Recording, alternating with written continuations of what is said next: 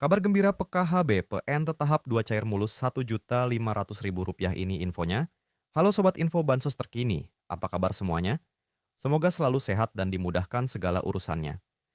Kembali lagi di channel ini, tempatnya kita berbagi informasi terbaru dan terpercaya seputar bantuan sosial dari pemerintah. Nah, di video kali ini saya akan menyampaikan kabar gembira. Karena tepat pada hari ini, ada banyak sekali bantuan sosial yang cair untuk masyarakat penerima manfaat. Jadi, silakan disimak baik-baik, jangan sampai ketinggalan informasinya. Pertama, program Keluarga Harapan, PKH. PKH kembali dicairkan untuk berbagai kategori, mulai dari ibu hamil, balita usia 0 sampai 6 tahun, lansia di atas 60 tahun, penyandang disabilitas berat, hingga anak-anak sekolah dari tingkat SD, SMP, sampai SMA.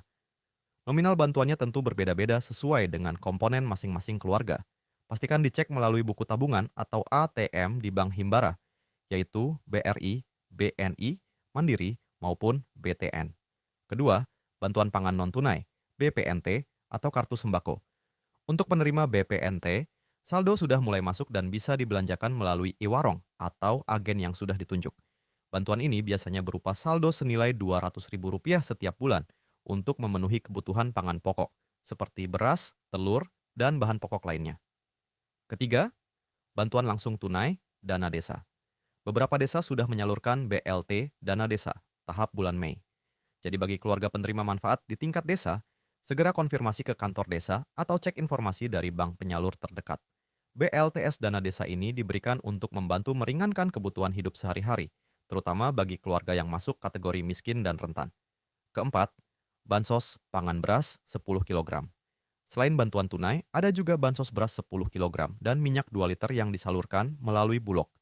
Beberapa wilayah sudah menerima distribusi langsung, baik diambil melalui kantor desa, kantor kelurahan, atau diantar ke rumah masing-masing penerima. Nah, sobat semua, itu tadi beberapa bantuan sosial yang cair di hari ini. Jangan lupa untuk selalu mengecek status bantuan melalui aplikasi Cek Bansos Kemensos, atau langsung menanyakan ke pihak desa dan kelurahan agar tidak ketinggalan informasi. Semoga bantuan teman-teman semua yang belum cair segera cair. Jangan lupa cek kartu KKS secara berkala agar bantuannya tidak hangus like postingan ini agar saya tetap semangat menginformasikan update pencairan seputar bansos. Pesan pentingnya, gunakanlah bantuan ini dengan bijak.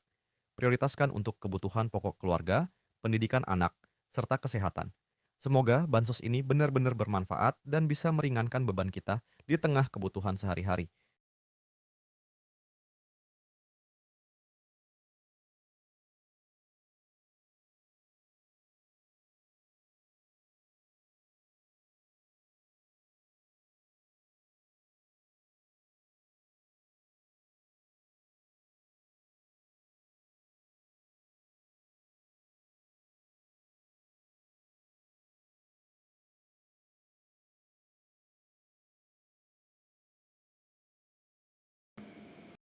Menuju bansos yang berlanjut di 2026, pemerintah memastikan bahwa bantuan yang bersifat fundamental dan struktural akan tetap berjalan. Ini adalah jaring pengaman utama bagi masyarakat rentan. Program bantuan yang akan cair di 2026 diantaranya itu yang pertama, program Keluarga Harapan PKH. Sebagai primadona bansos, PKH tetap kokoh berdiri. Bantuan ini menyasar komponen vital keluarga, ibu hamil, balita, anak sekolah SD sampai SMA, lansia, dan penyandang disabilitas berat. Mekanisme penyalurannya diprediksi tidak berubah, yakni cair bertahap 4 kali setahun. Yang kedua yaitu BPNT atau sembako, atau yang bisa disebut bantuan pangan non-tunai. Kebutuhan pangan tetap menjadi prioritas nomor satu. Meski ada wacana transformasi ke direct cash, transfer uang digital untuk efisiensi program ini dipastikan aman, yaitu dalam artian program BPNT masih terus berlanjut di 2026. Yang ketiga yaitu bantuan PIP, program Indonesia Pintar. Komitmen mencerdaskan bangsa tidak surut. Anak-anak dari keluarga prasejahtera tetap dijamin akses pendidikannya melalui bantuan tunai PIP. Jadi PIP di 2026 akan tetap berlanjut. Yang keempat yaitu PBI-JKN atau Kartu Indonesia Sehat gratis dari pemerintah. Kesehatan adalah hak dasar. Subsidi iuran BPJS Kesehatan bagi 40% penduduk termiskin tetap ditanggung penuh oleh negara. Bantuan beras 10 kg. Program cadangan pangan pemerintah CPP ini diprediksi kuat akan diperpanjang, berfungsi sebagai bantalan saat harga beras gejolak atau terjadi kerawanan pangan. Jadi bantuan beras di tahun 2026 akan tetap berlanjut. Yang keenam yaitu atensi lansia dan disabilitas berat.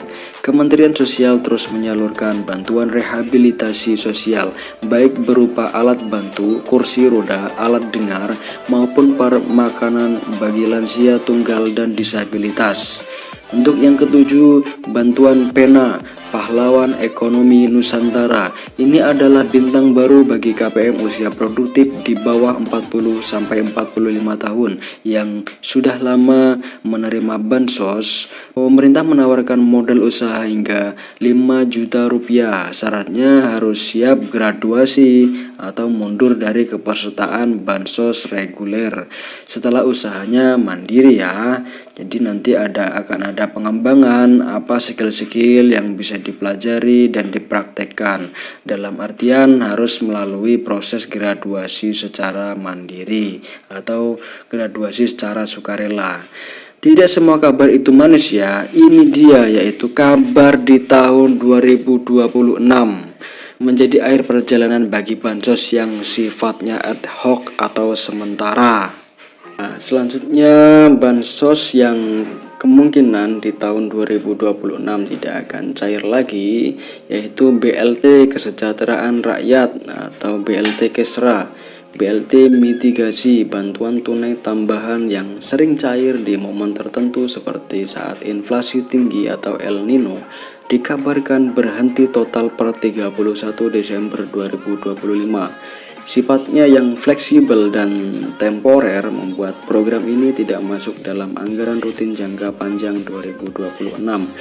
Bantuan subsidi PSU, program yang sempat hits saat pandemi ini juga diprediksi tidak akan muncul kembali seiring dengan pulihnya kondisi ekonomi pasca krisis.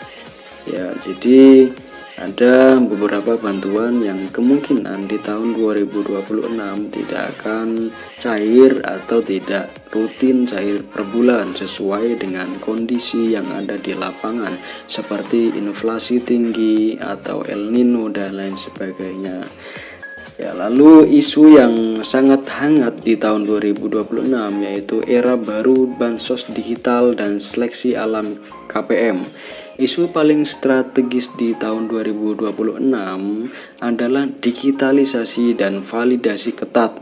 Pemerintah melalui bocoran dari Menko Luhut Binsar Panjaitan merencanakan peluncuran sistem bansos digital berbasis artificial intelligence atau AI.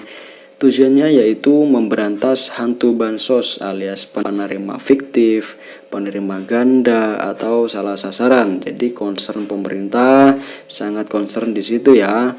Seperti penerimanya yang nggak ada atau bansosnya tetap cair, meninggal tetap bansosnya cair, atau penerima ganda atau salah sasaran. Itu pasti menjadi concern agar efisiensi menggunakan artificial intelligence. Apa konsekuensinya bagi KPM jadi KPM yang terdeteksi sudah mampu secara ekonomi, memiliki aset, gaji UMR atau di atas UMR dan lain sebagainya yang intinya mampu akan langsung dinonaktifkan dari DTKS, data terpadu kesejahteraan sosial.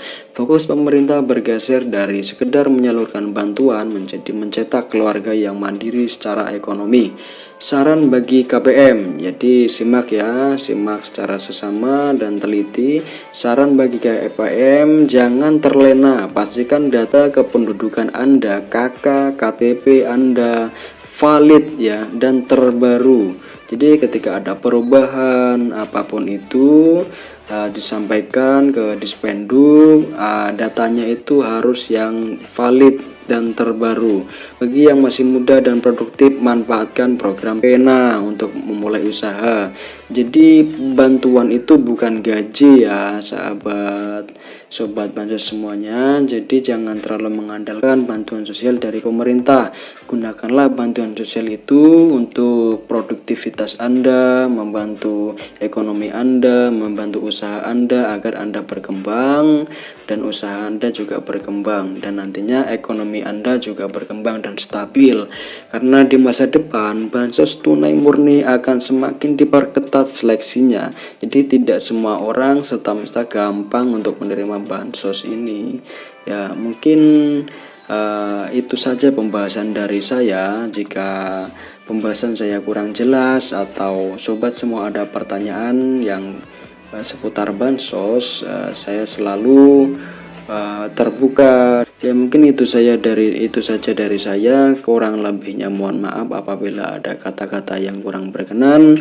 Dari saya, wassalamualaikum warahmatullahi wabarakatuh. Salam sejahtera, salam tepat sasaran.